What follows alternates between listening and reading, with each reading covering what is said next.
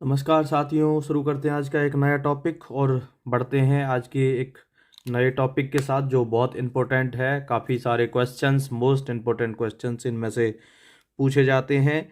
तो चाहे C TET का एग्ज़ाम हो, चाहे किसी भी टेट का एग्ज़ाम हो, और मोस्टली क्वेश्चंस यहाँ से पुटअप किए जाते हैं। तो एक बार देखते हैं क्या क्या इनमें दिया हुआ है। तो सबसे पहले हम देखेंगे आकलन, मापन एवं मूल्यांकन। ये इसके बारे में देखेंगे। तो सबसे पहले मापन को शुरू करते हैं। मापन क्या होता है? मापन से हमारा तात्पर्य मानसिक मापन से लिया जाता है। प्राय मापन मूल्यांकन का ही अंग माना जाता है। मापन जो होता है, किसका जो मेजरमेंट होता है, वो इवोल्यूशन का ही अंग माना जाता है। ठीक है भाई, जैसे इवोल्यूशन है ये, तो ये इसमें जो मेजरमेंट है ये इसके अंदर का पार्ट माना जाता है। ठीक है, जैसे ये हमारा इवोल्यूशन है, ठीक है, ये कंप्लीट। लेकिन इसमें जो अंदर पार्ट है इसको मेजरमेंट कहेंगे, क्योंकि ये मूल्यांकन का ही पार्ट है, इवोल्यूशन का ही पार्ट है। ठीक है, तो ये मेजरमेंट होगा और ये इवोल्यूशन, इस तरीके से। फिर देखते हैं कि मापन की विशेषताएं क्या होती हैं। ठीक है, और मापन के क्षेत्र भी दिए हुए ऊपर। ठीक है, तो मापन एक संकुचित प्रक्रिया है। मापन के द्वारा एक निश्चित अंक की प्राप्ति की जा सकती है। ठीक है, इस तरीके से होता है। यहाँ पर दिए हैं मापन के क्षेत्र। ठीक है, बुद्धि परीक्षण द्वारा, उपलब्धि परीक्षण द्वारा, अभिक्षमता परीक्षण द्वारा, रुचि परीक्षण द्वारा, व्यक्तित्व परीक्षण के द्वारा, इस तरीके से इनको मापा जा सकता है। फिर बढ़ते हैं मूल्यांकन की तरफ। तो मूल्यांकन की विचारधारा B.S. ब्लूम किसके द्वारा दी गई? B.S. ब्लूम के द्वारा। ठीक है, मूल्यांकन की विचारधारा, ठीक है भाई, B.S. ब्लूम के द्वारा दी गई। मूल्यांकन शब्द को पाठ योजना में, मूल्यांकन शब्द को लेसन प्लान में किसने जोड़ा? हर्बर्ट स्पेंसर ने। और B.S. ब्लूम ने मूल्यांकन को त्रिमुखी बनाया है, बताया है।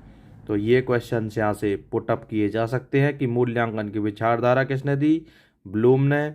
ब्लूम ने ही मूल्यांकन को त्रिमुखी बताया है। और मूल्यांकन को पाठ योजना में किसने जोड़ा है? वो हर्बर्ट स्पेंसर ने जोड़ा है। ठीक है, फिर है तुम्हारा मूल्यांकन। मूल्यांकन के क्या कौन कौन से क्षेत्र ये होते हैं? B.S. ब्लूम ने जो दिए हैं, ठीक है, वो त्रिमुखी जैसे बताया है। तो सबसे पहले कौन सा पक्ष होता है? ज्ञानात्मक, ज्ञानात्मक उद्देश्य। दूसरा होता है क्रियात्मक उद्देश्य और तीसरा होता है भावात्मक उद्देश्य। ठीक है, इस तरीके से इन्होंने ये ब्लूम ने तुम्हारे बताए हैं। ठीक है, ब्लूम ने जो त्रिमुखी प्रक्रिया बताया है ना, त्रिमुखी बताया है किसको? मूल्यांकन को। तो ये होते हैं, मूल्यांकन होता है जो ब्लूम ने बताया है वो क्या है, कैसे होता है? ज्ञानात्मक उद्देश्य, क्रियात्मक उद्देश्य और ये भावात्मक उद्देश्य, ये इसमें काउंट किए जाते हैं। इस तरीके से देख सकते हैं।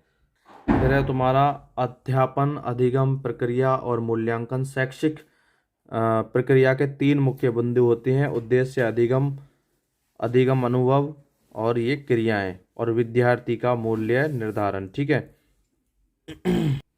फिर हमारा है इसमें मूल्यांकन के जो प्रक्रिया को इस तरीके से भी देखा जा सकता है कि शैक्षिक उद्देश्य होते हैं, फिर अधिगम अनुभव होते हैं और फिर मूल्यांकन। ठीक है, इस तरीके से ये प्रक्रिया चलती है। फिर हमारा दिया हुआ है मूल्यांकन की विशेषताएं। एक अच्छे मूल्यांकन की निम्नलिखित विशेषताएं होती हैं। तो क्या क्या विशेषताएं होती है? उसमें वस्तुनिष्ठता होती है, विश्वसनीयता होनी चाहिए, फिर उसमें विश्वसनीयता के बाद व्यवहारिकता होनी चाहिए, व्यापकता होनी चाहिए, विभेदनकारी होना चाहिए और परीक्षा लेने में सरलता होनी चाहिए। इस तरीके से मूल्यांकन की प्रक्रिया में होना चाहिए। फिर देखते हैं, ये मोस्ट इम्पोर्टेंट है यहाँ से। ठीक है, ये क्या दिया हुआ? वस्तुनिष्ठता क्या होता है, वैधता क्या होता है, विश्वसनीयता क्या होता है। ये 3 पॉइंट्स मोस्ट इम्पोर्टेंट है, क्वेश्चन पुटअप किया जाता है। तो बिल्कुल ध्यान से देख लेना किस तरीके से क्या है।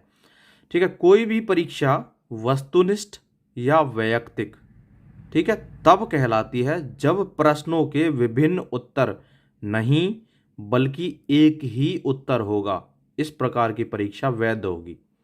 ठीक है, जब प्रश्नों के विभिन्न उत्तर नहीं होते तो मतलब ये है कि एक फिक्स आंसर होता है कि यही आंसर होगा। ठीक है, मतलब ये नहीं है कि हम दूसरे वे से लिख दें या इस तरीके से। तो ये फिक्स आंसर होता है बिल्कुल। या तो ऑप्शन टाइप हो सकता है, ठीक है, कैसा भी हो सकता है, लेकिन उसका आंसर बिल्कुल फिक्स होगा। जब प्रश्नों के विभिन्न उत्तर नहीं बल्कि एक ही उत्तर होगा, इस प्रकार की परीक्षा वैध परीक्षा मानी जाती है। ठीक है, फिर सेकंड नंबर पे देखते हैं वैधता। वैधता का अर्थ मूल्यांकन की वह मात्रा है जहां उसकी शुद्धता, योग्यता, विशेषता या तथ्य का मापन करता है जिसके लिए उसकी रचना की गई है। तो ठीक है, वैधता होती है कि जिस लिए हमने उसको बनाया है ना, किसी भी मूल्यांकन की प्रक्रिया में जिसके लिए हमने मापन के लिए बनाया है, तो वो उसी चीज का मापन करे। मूल्यांकन की वैधता के निर्धारण के लिए कसौटी का चुनाव करना पड़ता है। कोई भी मूल्यांकन तथ्य तभी वैध माना जाता है जब यह विश्वसनीय होगा। जब इसकी विश्वसनीयता शून्य है तो इसे किसी अन्य परीक्षण से सहसंबंधित नहीं किया जा सकता। ठीक है, तो वैधता के बारे में मैंने बता दिया है कि मूल्यांकन की वह मात्रा जहां उसकी शुद्धता, योग्यता, विशेषता या तथ्य का मापन करता है। ठीक है, उन सारी चीज़ों को देखता है तो वो वैधता होती है। और इसमें जो सबसे ज़्यादा इम्पोर्टेंट पॉइंट है वो ये है विश्वसनीयता। ठीक है, विश्वसनीयता से ये पूछा जाता है कि किसी भी परीक्षा की मूल्यांकन की विशेषता में विश्वसनीयता क्या होती है।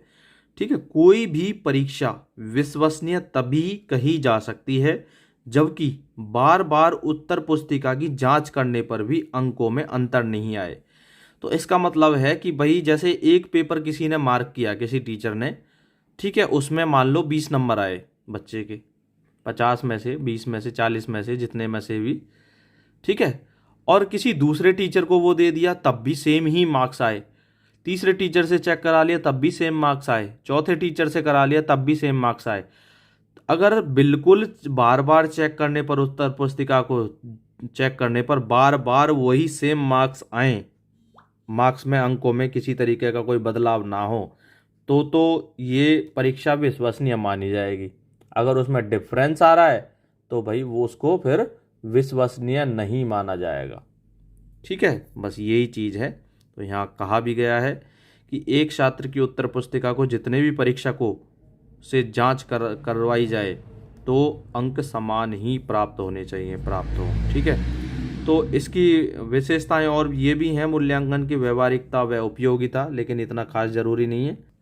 फिर ये विभेदनकारिता है। ठीक है, कोई भी परीक्षा विभेदनकारी तब कहलाती है जब उसमें सभी प्रकार के स्तरों के छात्रों के अनुकूल प्रश्न हो। ठीक है, सभी प्रकार के जो जितने भी बच्चों के लेवल है ना, बच्चों के लेवल के अनुकूल प्रश्न दिए जाने चाहिए। और व्यापकता क्या होती है कि संपूर्ण पाठ्यक्रम से प्रश्न उठाए जाने चाहिए। ये नहीं है कि भाई तुमने किसी टॉपिक से तो ज़्यादा क्वेश्चंस उठा लिए और किसी टॉपिक को तुमने छेड़ा ही नहीं, बिल्कुल उठाए नहीं उनमें से क्वेश्चंस। तो वो होती है व्यापकता, मीन्स पूरे सिलेबस को कंप्लीट कवर करके उसमें से प्रश्न बनाए जाने चाहिए। ठीक है, तो इस तरीके से ये विशेषताएं दी हुई हैं। फिर हमारे मूल्यांकन के प्रकार। मूल्यांकन के प्रकार दो प्रकार होते हैं, मौखिक मूल्यांकन और लिखित मूल्यांकन।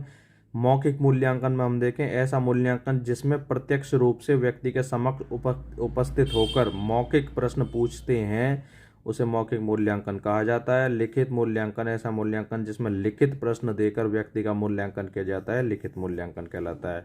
ठीक है, इस तरीके से ये दिए हो। और लिखित मूल्यांकन भी दो प्रकार के होते हैं, परंपरागत मूल्यांकन और वस्तुनिष्ठ मूल्यांकन। ठीक है, ये इतना याद रखेंगे बस। फिर क्वेश्चन पूछा जाता है उपलब्धि परीक्षण। ठीक है, तो किसी एक इकाई को पढ़ाने के पश्चात, किसी एक पाठ को पढ़ाने के पश्चात, आधा सिलेबस पढ़ाने के पश्चात, या अर्धवार्षिक परीक्षा के रूप में, या संपूर्ण सिलेबस पढ़ाने के पश्चात, अर्थात वार्षिक परीक्षा के रूप में शिक्षक विद्यार्थियों द्वारा सीखी गई उपलब्धियों को जानने के लिए जो परीक्षण लेता है उसे उपलब्धि परीक्षण कहा जाता है।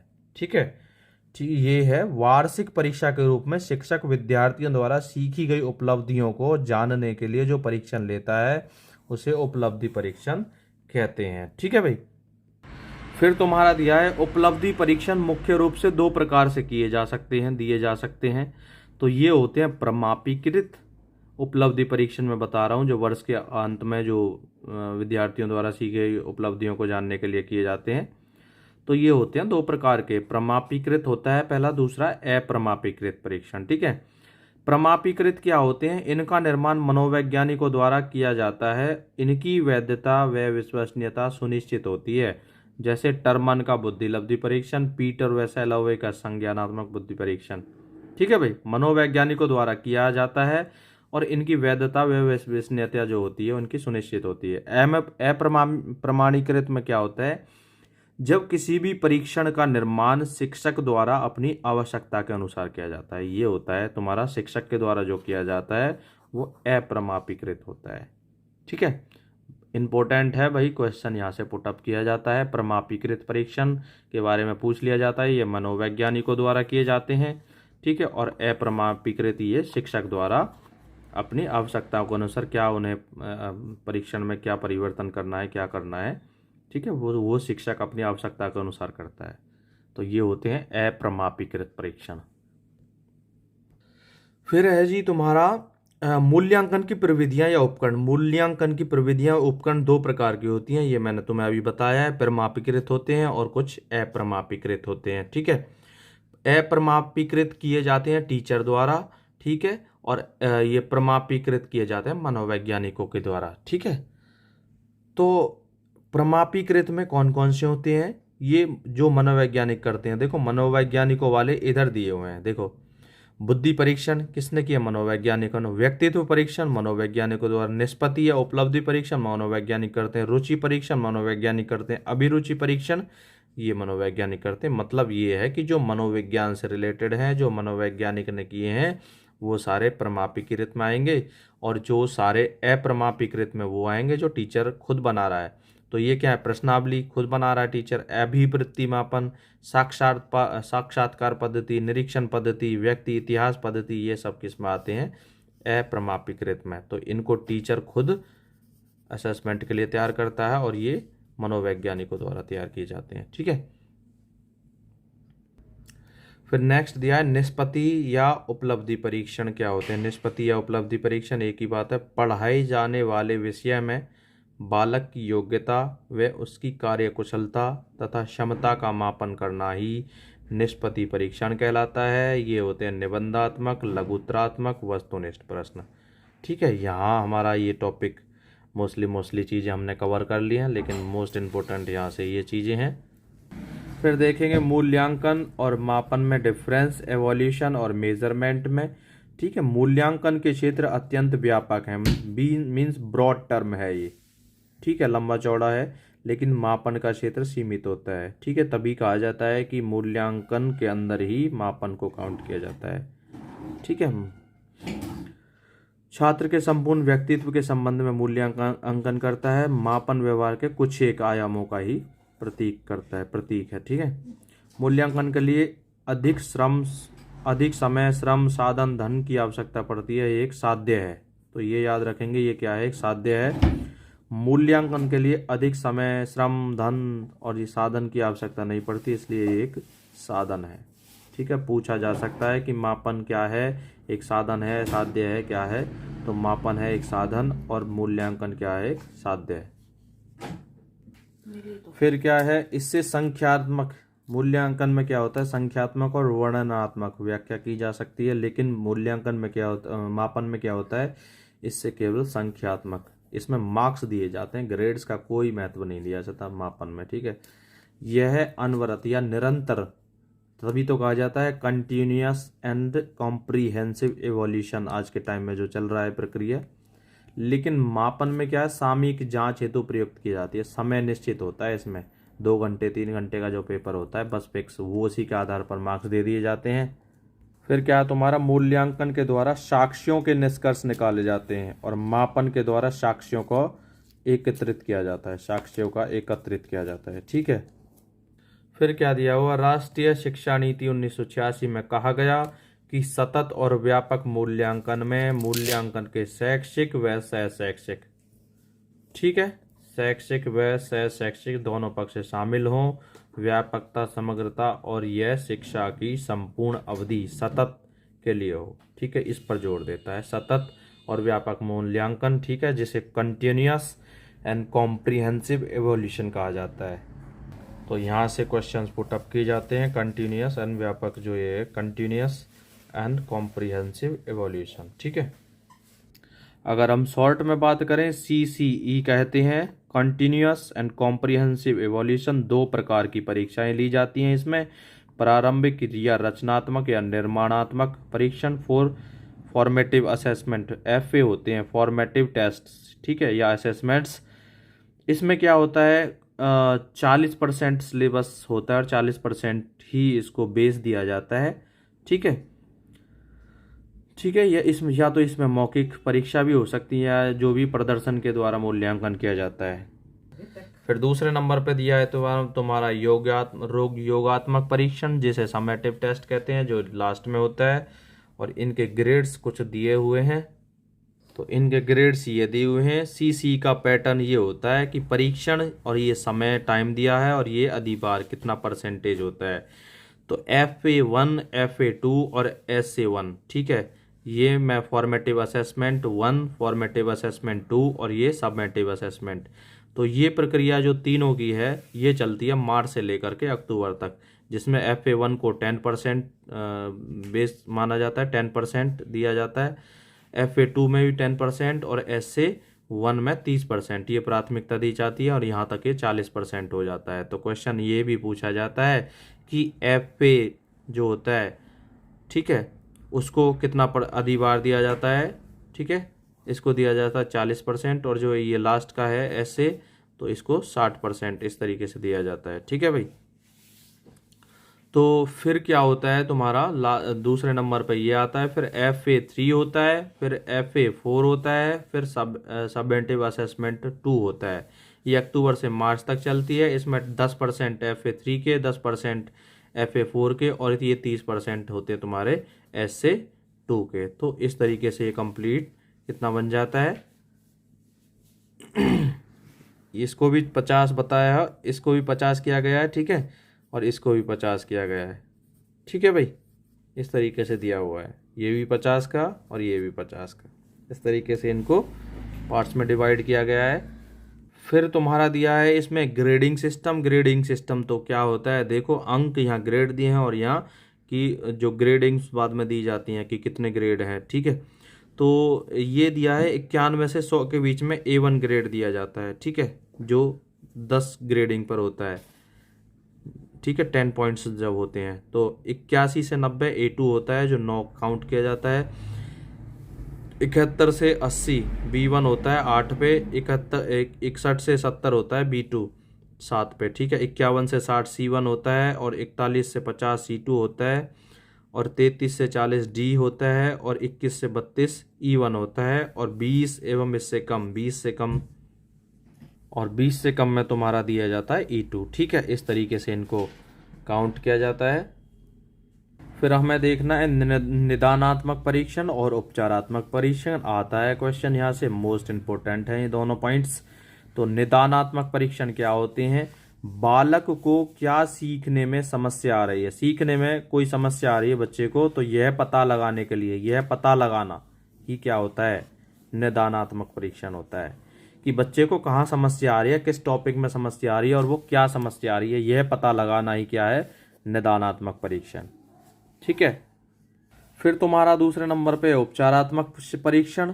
तो निदानात्मक परीक्षण से केवल यह ज्ञात होता है कि किस किस बिंदु में क्या क्या समस्या आ रही है, लेकिन उपचारात्मक में क्या होता है कि समस्या जो आई है ना उसका समाधान करना, ठीक है, उसके समाधान के लिए जो भी विधि, शिक्षण विधि जो भी अपनाई जाती है उसी को क्या कहते हैं, उपचारात्मक शिक्षण कहते हैं, ठीक है। उस समस्या को सॉल्व करना, हल करना ही क्या है, उपचारात्मक। और इस तरीके से इसको कर सकते हैं उपचार, ठीक है। उपचार मीन्स किसी चीज को रिमूव करना, ठीक करना, ठीक है, उस समस्या को रिमूव कर देना, उसे ठीक कर देना जो कमियां थी, तो वो ही होता है उपचारात्मक शिक्षण, ठीक है भाई। फिर देखेंगे, देखो वस्तुनिष्ठ, यहाँ मैं कुछ क्वेश्चंस तो मैं बता देता हूँ इससे रिलेटेड। वस्तुनिष्ठ प्रश्न की सबसे बड़ी विशेषता क्या है, वह छोटा होता है, वह जल्दी समझ में आ जाता है, उसका एक ही उत्तर तो होता है, तो ये बिल्कुल ठीक है, उसका एक ही उत्तर होता है, ठीक है। नेक्स्ट क्वेश्चन, योगात्मक मूल्यांकन का उद्देश्य क्या होता है, तो समय, विशेष और विभिन्न कार्यों पर एक विद्यार्थी ने कितना अच्छा निष्पादन किया है का पता लगाना, यही इसका सही आंसर होगा। फिर नेक्स्ट दिया है तुम्हारा निर्माणात्मक मूल्यांकन का क्या उद्देश्य है, तो प्रगति पर गौर करना एवं उपचारात्मक अनुदेशन की योजना, ठीक है, ये इसमें काउंट किया जाता है निर्माणात्मक में। फिर क्या है, एक विशिष्ट अधिगम अनुभव प्रदान करने के पश्चात अधिगम किस स्तर तक हुआ है, यह मापने हेतु निम्न में से कौन सा परीक्षण उपयुक्त है? तो ये होता है उपलब्धि परीक्षण। ठीक है। फिर तुम्हारा नेक्स्ट दिया, उत्तम परीक्षा के मुख्य गुण कौन से हैं? वैधता, विश्वसनीयता या वस्तुनिष्ठता। तो ये सारे होने चाहिए। दो व्यक्तियों के मध्य होने वाली प्रतिक्रिया जो व्यक्ति के मानसिक स्वास्थ्य में सुधार लाती है वह क्या कहलाती है? वह कहलाती है परामर्श। ठीक है। फिर क्वेश्चन दिया है, सतत एवं व्यापक मूल्यांकन किस लिए आवश्यक है? तो ये शिक्षण के साथ परीक्षण का तालमेल बैठाने के लिए, यह समझने के लिए कि अधिगम का किस प्रकार अवलोकन किया जाता है, दर्ज किया जाता है, वह सुधार किया जाता है। तो ये इसका सही आंसर होगा। साथियों, आज के लिए बस इतना ही, फिर मिलते हैं नेक्स्ट वीडियोज़ में। तो इसी तरीके से बने रहिए, चैनल को लाइक करते रहिए, सब्सक्राइब करते रहिए और शेयर करते रहिए। और पिछली वीडियोज़ को आप हमारे चैनल पर सर्च करके देख सकते हैं। बहुत सारे कंटेंट हमने दिए हुए हैं जो कि तुम्हारे लिए काफ़ी हेल्पफुल होंगे, जो भी टीचिंग से रिलेटेड एग्जाम्स में। तो इसी तरीके से वीडियो को देखते रहिए, लाइक करते रहिए, शेयर करते रहिए और सब्सक्राइब करते रहिए चैनल को। ठीक है साथियों, धन्यवाद, थैंक यू।